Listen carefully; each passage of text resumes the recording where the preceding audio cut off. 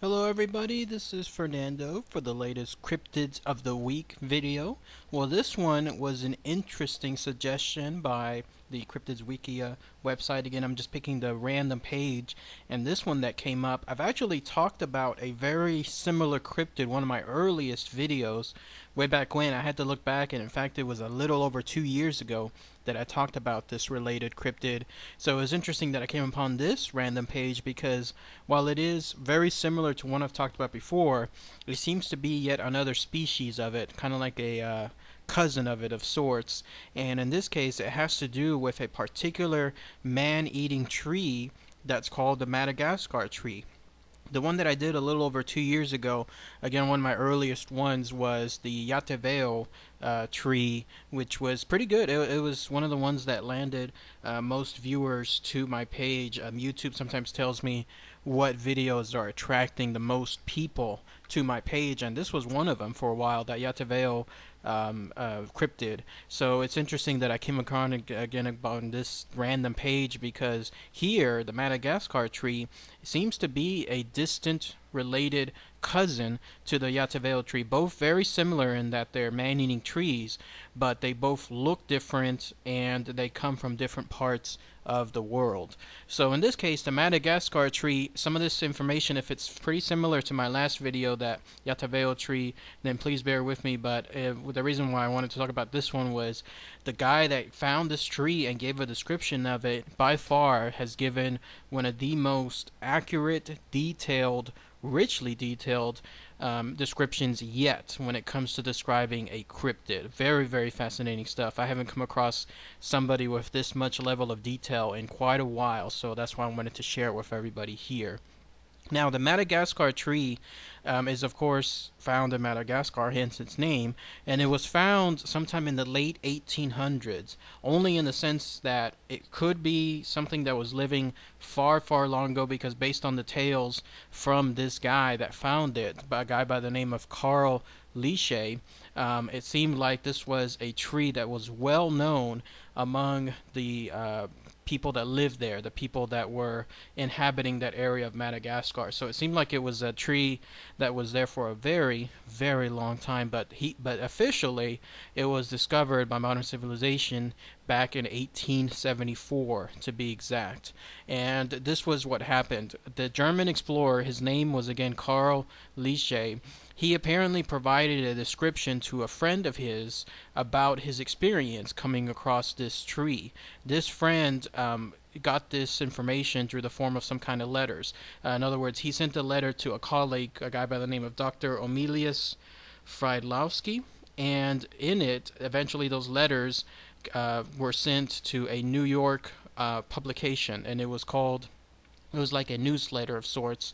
And this newsletter, it was called the New York World. They found those letters that were sent to that colleague, and then they in turn decided to publish it, and then that's how this tale of the Madagascar tree was shared to the world. You'll see a picture of the article here. So that's what makes it pretty fascinating, because this was actually published in a major newspaper. This wasn't something that was just, let's say, published in some kind of journal or some kind of book that nobody ever saw. No, this was a major newspaper. So quite fascinating that it went to that level. And here's what the guy described. He was an explorer. He went to Madagascar. He came across this particular tree almost by accident, because the way it happened was he was following, it looks like, some of the people there. He called them savages, but that's the only description that he called them. But he was following some of these natives, and when he came across them, he noticed that they were kind of busy, like they were heading off somewhere.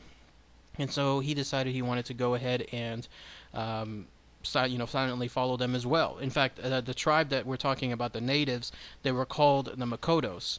I don't know what he was doing there in Madagascar. I don't know if he was invited by these Makotos or if they were just humbling him along, just allowing him to trail along and live in their civilization as he documented their history. But whatever occurred, apparently this was all done in agreement, and so he followed them, the Makotos tribe, into the jungle, and that's where he came across a stream.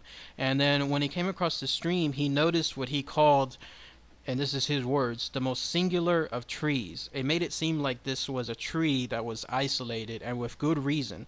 I mean, this was not like if you walk into anywhere now nearby your area that happens to have all trees. You know how trees are just populated here and there, but they're always in bunches. They're always together, obviously because of the way that trees and seeds populate themselves. They're always going to be in bunches. But in this case, he came across one that, again, he called the most singular of trees. Very, very unique looking. Here's the description, by the way, the very, very detailed description that he gave. I'm going to give it 100% in word here, so that way you can kind of tell the level of detail that he provided. So thanks to this guy, Carlucci, and the letters that eventually wound up in that New York World edition, which by the way was on April 26, 1874, then we are able to hear this. So here's what he wrote. He said, if you can imagine a pineapple 8 feet high and think of proportion resting upon its base and the nutritive leaves, you will have a good idea of the trunk of the tree, which however was not the color of an anana, but a dark, dingy brown, and apparently hard as iron.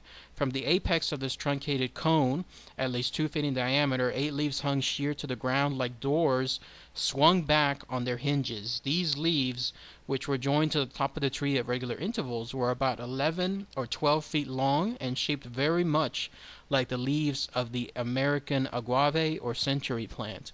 They were 2 feet through in their thickest part and 3 feet wide, tapering to a sharp point that looked like a cow's horn, very convex on the outer but now under surface, and on the inner, now upper surface, slightly concave.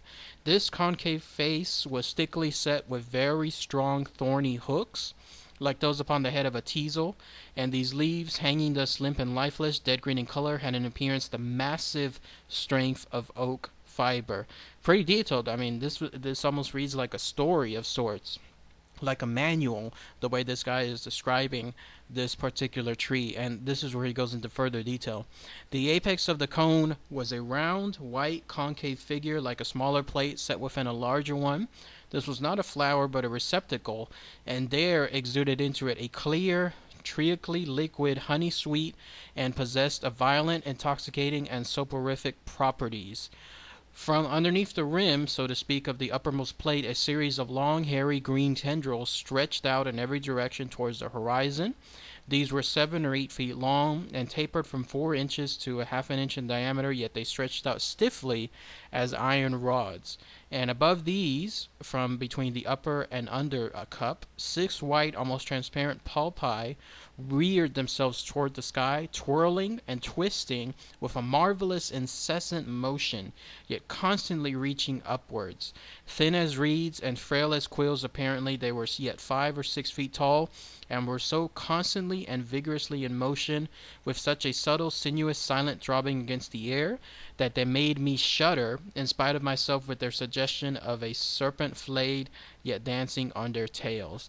Interesting, no? I mean, he goes yet again into further detail about this Madagascar tree, and then it's that final part when we're talking about those pulpi, whatever those things were, that were constantly reaching and twisting and swirling towards the sky, almost as if they were just instantly and reflexively always reaching out for prey. And anytime they would find it, then that's when it would take into action, this Madagascar tree, and ensnare its particular prey. And in fact, in this particular situation, this is what the guy said was about to happen. He was not aware of it, this guy Carlucci, but when he was following these particular tribesmen, they apparently had a victim, like a sacrificial victim, with them. And it was only when they reached that tree, and only later when he gave such an detailed account of it, then this is what occurred. He said that there was a woman that was within the group, and this group then suddenly, at at spear point, because apparently they were carrying some kind of spears, they forced this woman to go straight to the tree itself. And when she got to the tree, they actually forced her to also climb up the tree until she reached the top part, that apex, and that's where that fluid, the one that the guy was describing earlier, was located. And only at that point then they began shouting tepe tepe, which is apparently in their language meaning something along the lines of drink. No, I'm sorry. They were saying tepe tepe, and then whenever she got up to that point, they said tasik. I think this is how they call it, tasik, tasik. Like they were yelling at her, and then that literally meant to drink, and then to drink. And so finally, she decided to obey them. She drank it, and that's all of a sudden when this Madagascar tree swung into life. Those pulpi that were on top of the tree, the ones that were squirming left and right, they focused right on that woman, that poor woman. They wrapped themselves right around her. She, of course, screamed, and this guy, Liche, was noting all of this, and he couldn't do anything about it. They gripped her like a snake would in terms of grabbing its prey and then quickly wrapping themselves around her, and then it started strangling her, so much so that her screams eventually became what he described a gurgled moan.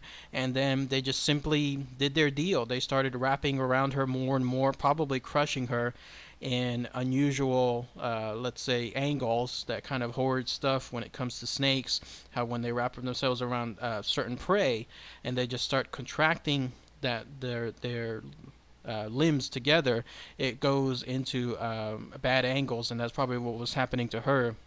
And then when she did so, that of course she was dying at this point. There was a point where blood from her started oozing down from the tree, like a stream is what he described it, to its trunk, and it was mingling with that very same liquid that she was drinking earlier from before. He called it mingling with the blood and oozing viscera of the victim, is how he described it. It was at this point that the natives there, the Makotos, they were so aware that the tree was occupied with its new prey that once the fluid reached the bottom of the trunk itself, that's when they ran to the tree, grabbed that mixture of blood and tree fluid, and then that's when they ensued in what he described a grotesque and indescribably hideous orgy. I'm not exactly sure about that last part about orgy, about what he meant, because he doesn't go into further details, but I'm thinking more along the lines of like it was one of those savage things where they're just drinking and drinking as much as they can, no concern about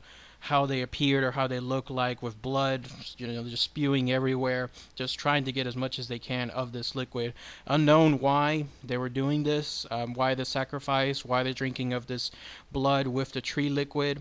I don't know if Liche provided the details in other places. Unfortunately, he didn't when it came to that article that was published in that New York newsletter. But it no doubt had to do with some kind of ritual, probably involving them either to appease this tree, this carnivorous tree, or to appease some god associated with it. Who knows? Maybe it was something done on their lines to try to further their own lives or protect their health or protect their tribes. Who knows? But for whatever reason, they immediately ensued in that grotesque and indescribably hideous orgy, again, as Liche called it. And that's where the story ended. He went on to say also in the letter that he studied this tree, this particular tree, this isolated one, for about 3 more weeks. And that's when he noticed that it wasn't so necessarily isolated. There were some other smaller specimens of it within that location. And those smaller specimens were also carnivorous because he saw one of them eat a lemur, which would have been fascinating because lemurs are very, very fast. So it goes to show that these particular trees, they have lightning quick reflexes to be able to do something like that.